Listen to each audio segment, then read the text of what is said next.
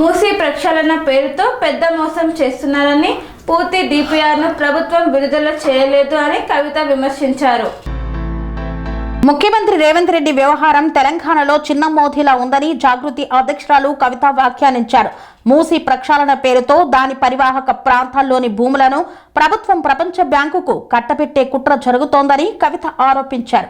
ఇప్పటి వరకు మూసీ ప్రాజెక్టుకు సంబంధించిన పూర్తి డిపిఆర్ను ప్రభుత్వం విడుదల చేయలేదని, పూర్తి వివరాలు ఇవ్వకపోవడం వెనుక మోసం ఉందని విమర్శించారు.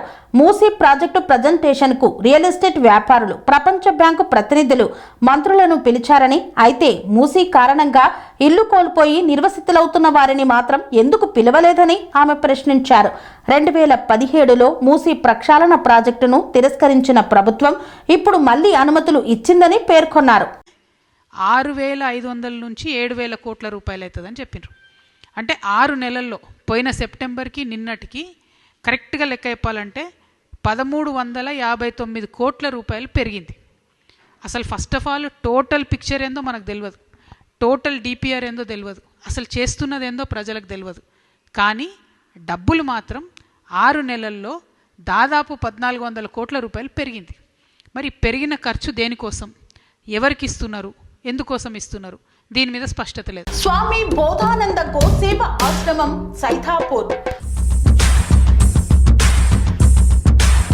జ్యోతిష్యం, వాస్తుశాస్త్రం మన పూర్వీకులు మనకిచ్చిన వరం.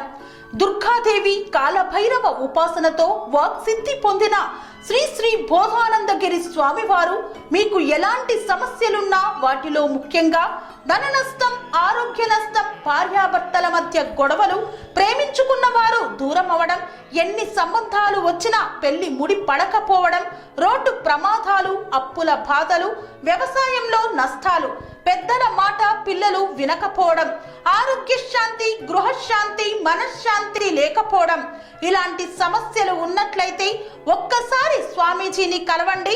మీ సమస్యలకు తగిన పరిష్కారాన్ని పొందండి.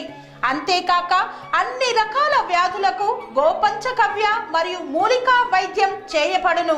నమ్మకంతో రండి, ఆయురారోగ్యాలతో వర్ధిల్లండి. మా అడ్రస్ స్వామి బోధానంద గోసేవ ఆశ్రమం, సైథాపూర్, వీరభద్రస్వామి గుడి దగ్గర, యాదగిరిగుట్ట. సంప్రదించవలసిన నెంబర్ 9849213754 మరియు 9618034138.